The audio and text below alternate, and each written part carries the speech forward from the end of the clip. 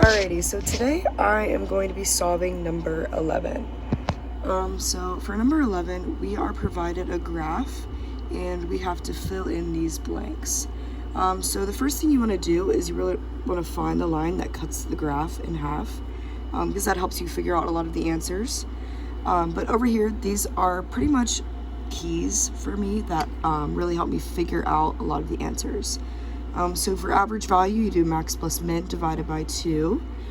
So for average value, if you look at the graph, the max is at 30 and the min is at negative 50.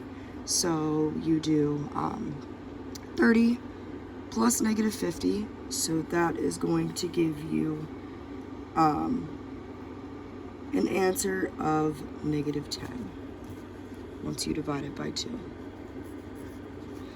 Next up, we have amplitude. So max minus min divided by 2. So let's look here. We have 30 minus negative 50, so that's 30 plus 50 equals 80 divided by 2, so that is going to be 40 for the amplitude. Next up, we have period. So that is the space between the two bottom points or the two top points.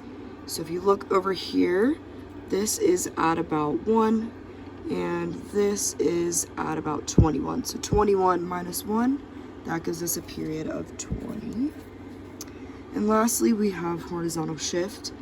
For horizontal shift, you find the coordinate of the uphill inflection point and get it from there.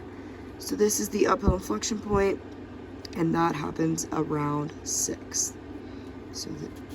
And that's always going to be a negative number, so this is going to be negative 6.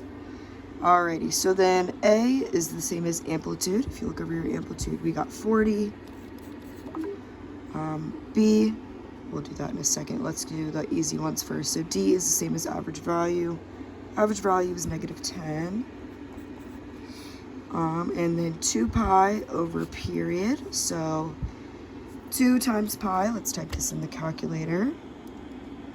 So 2 second pi equals that, and then divided by the period, and we said the period was 20, so divided by 20, and that gives us 0.31. So this is 0.31, and then the value of C is B times the horizontal shift, so it's going to be 0.31 times our horizontal shift of negative 6.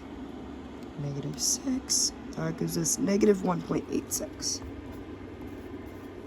So then we plug it all in, and that gives us 40 sin times 0.13x minus 0.63 minus 10. All right, and then next up we have this. So what you pretty much want to do is you type this in your calculator in the y equals. So as you can see, I have it right there, and then you just press second trace, and then you can figure out the minimum from here and the maximum from here, and that'll give you the answer. That is it for number 11, A and B.